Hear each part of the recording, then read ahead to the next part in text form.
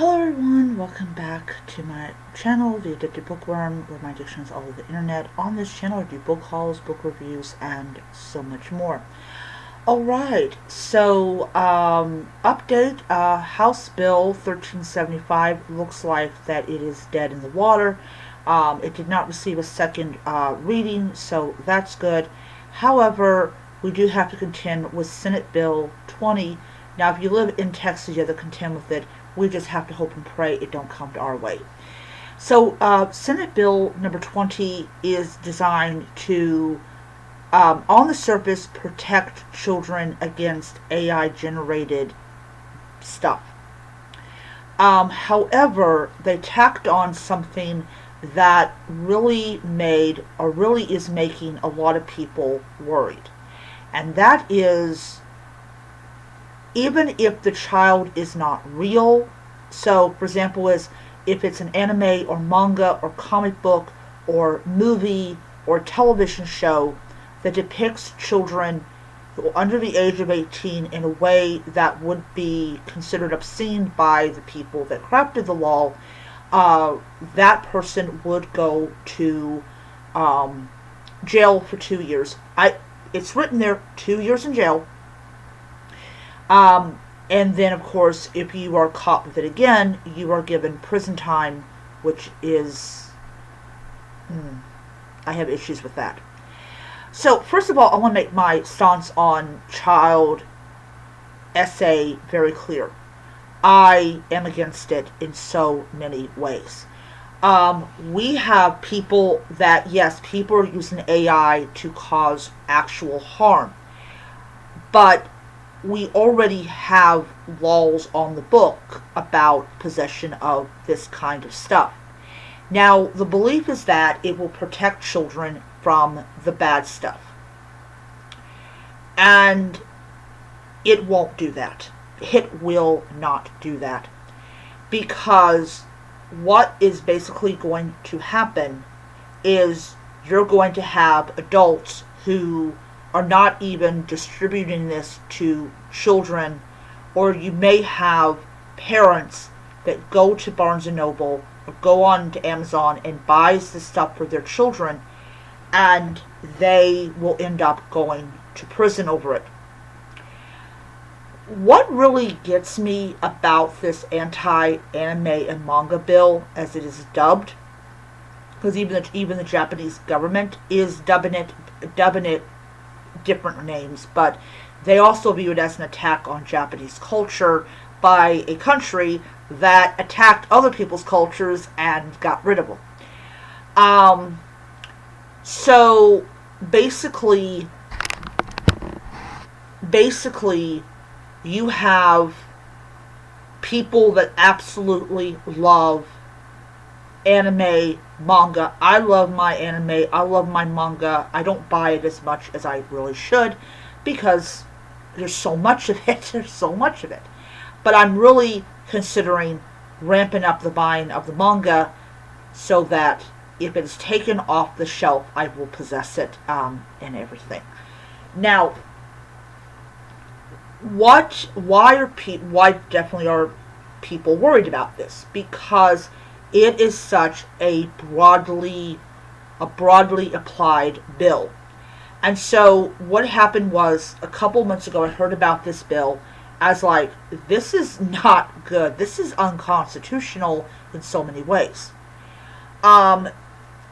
So people actually thought that the Democrats would prevent it from passing. No, they voted for it. So you had Democrats and Republicans in the Senate, and then Democrats and Republicans in the House of Representatives in the state of Texas that voted, yes, we want to penalize people for owning anime and manga and all that type of stuff. And I'm going to say this, you guys better not have it in your home, because I will call the cops on you. I will.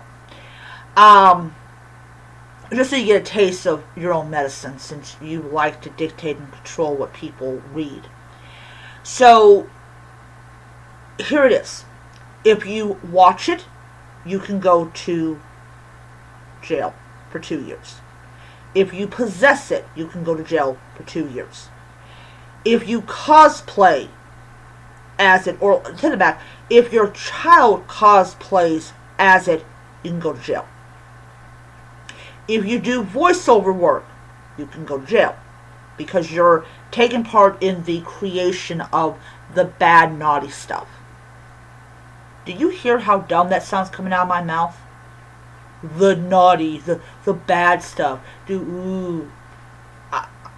I don't understand. We have a literacy problem where people are illiterate. We got 18-year-olds that are graduating from high school that are illiterate, and you're worrying about fucking anime and manga and comic books. I would think that you would have more important things on your mind. Hey, how do we increase children's ability to read the ABCs and 1, 2, 3s? Oh, we're not going to worry about that. We want to get rid of the evil anime and manga.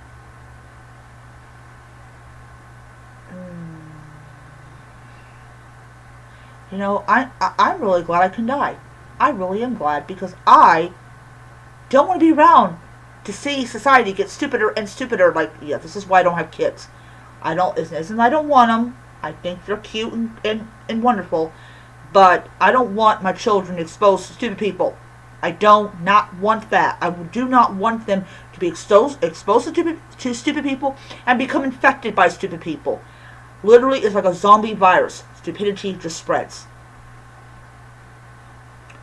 Let's see here. If you draw it, you'll go to jail. If you draw it again, you'll go to prison. If you have anime on your shelf and your house gets raided and they see it, yep, you're going to jail. Then you'll go to prison, because you can't avoid doing it again because you love it so much. I was talking to my brother about this when we got home from work, because I actually got off at work at 5, like a little bit after 5, which was shocking. I was like, really? I can go home? I didn't actually. I had to wait for the credit union to open. But here's the thing. You can create the law. Okay? You can create the law. You can put fines for violating the law. But if you go and try to actually convict someone of it, I will be very blunt. It ain't going to be successful. It is not going to be successful at all. Why? Because jurors who are responsible for solidifying your loss of freedom, they're going to look at these characters who are their favorite characters and be like, how's this child essay? How is this child whatever? Okay? How I'm trying to put it into my head. Why is this illegal? Why are you bringing this person before us when they don't have the naughty stuff on their computer that we view as being real? So, have I seen the ACLU even talking about this bill? No, I have not. And I think what they're doing is they're waiting on actual harm to happen before they will sue. Because nowadays, you actually have to prove the law is hurting you. Now, for the gentleman, I think his ghost name is Chibi Reviews. Here's how it goes. It goes to a federal judge. He rules a certain way. Either if they rule for the state or they rule for the people, that either one has the right to appeal it to the Circuit Court of Appeals at a number. That Circuit Court of Appeals will rule a certain way. If they rule in favor of the state, the defendants can take it up to the Supreme Court, but they would have to file it with whatever justice is over that particular appellate court. Then they will decide, they will vote if they should hear it. Now, here's the thing. If they hear the case and they rule that anime and manga does not fit the definition of child, then they will strike the law down and everything will go back to how it used to be. Until they try the same bullshit again, which they will. They did it with 1375, which got defeated, which we can be eternally grateful for, because I believe he did not have a co-sponsor for the bill. But yeah. So it is so imperative that we understand that there are people out there in America that would love to ban anime, manga, comic books, romantasy, which, by the way, I am getting sick and tired of romantasy. I really am. But, hey, if you guys thrive on it and love it, go ahead and read as much stuff as you want. We have to be very well aware that if it isn't just the state that's trying to take away what we love, but it's also the federal government that is doing it. And I'm not talking about the federal firings. We're talking about basic rights that we have been raised to believe the First Amendment covers. So the thing about it is that Texas has two things when deal with anime. They are the largest dubber, meaning that there's more voice actors in Texas than, across. That's what I discovered. And two, Crunchyroll is based in Texas, and pretty much, I guess, because of the dubbing. So if you have Crunchyroll on your phone or your tablet, and you go and you say, okay, I'm going to watch some Bleach, or I'm going to watch some Naruto, how do you pronounce the name? And you're in Texas and somebody sees you with it, especially if they see a girl dressed provocatively, they will call the cops on you and you will get arrested for violating this law. I can see it being used to shut down comic book stores. I can see it being used to shut down bookstores, especially because bookstores carry manga, and some will even sell anime because they're real popular. I can definitely see them banning, going after people's manga collection, anime collection.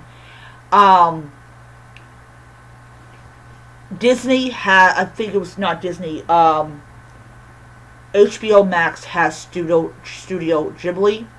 I gotta reactivate my thing.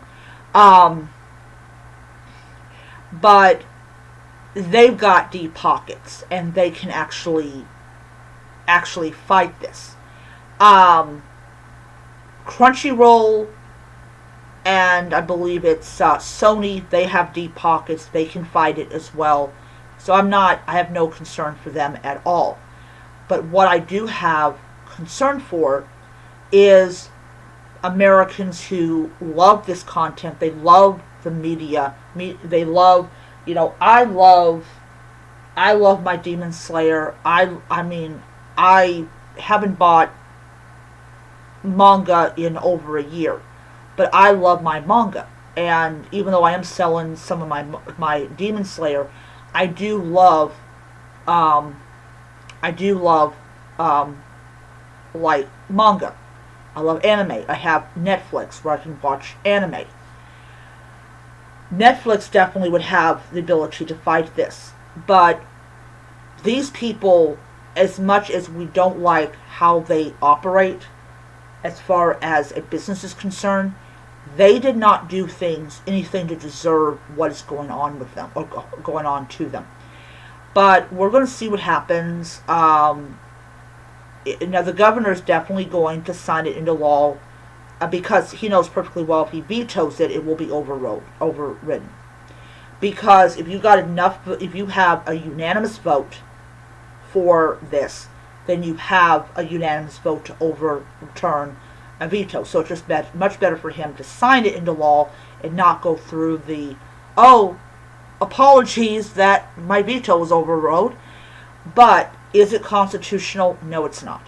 Because you are putting you're putting cartoon characters in the same categorization as a child, and that's just wrong.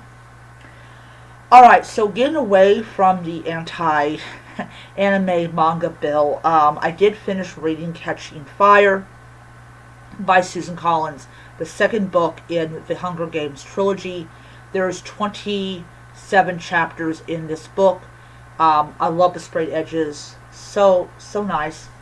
What I really liked about this one is that we do get plenty of arena time, but then at the very end of it, things happen. I enjoyed it. I thought having Katniss back in the arena was really awesome. And how she develops these alliances very easily, because everybody there has earned their right to be a victor. They should not be there, but they are. And they go through their problems. And you have this little old lady who is way older than any of them. And you're like, what number of game did she play in? But it's interesting to see all these victors in an arena, once again, back in the arena they never thought they'd be back in. And how delusional or how determined that the capital is to retain their power and their authority over the masses. So I gave it 5 stars on Goodreads. Really, really great book. I did finish reading a Kindle book, but I don't have a Kindle on me right now. I will be doing a separate review for that book. I will tell you one thing about the book. It ended too quickly. It ended way too quickly. It is a horror book, but it ended way, way too quickly, and I did not like that. But I still gave it 5 stars because it was just good. It wasn't a bad book. It wasn't a bad book. Alright, this is the next book I'm reading, A Fatal Yarn by Peggy Ahirhart, I pronounce it. This is actually the last of my non-fantasy books that I have up there. This is not going to... I will probably be done with this book by the end of the week. I am off tomorrow night and Thursday night. So, very, very happy with that being off. But this looks like this has Easter eggs in it. So it definitely takes place during Easter. But yeah. This coming Thursday, I will be showing you guys some of the books that I will be reading. Some of them are going to be Kindle editions. Some of them are going to be for my Nook. But I will be reading one fantasy book because I have about 5 fantasy books left up there. So I will be reading one fantasy book and everything. So I am going to end it here. Hope you guys enjoyed it. And yeah, I will do my reading wrap up. I know it's late coming in and everything, but my reading wrap up for the 27th. So, yeah. Alright, I will see you guys next time.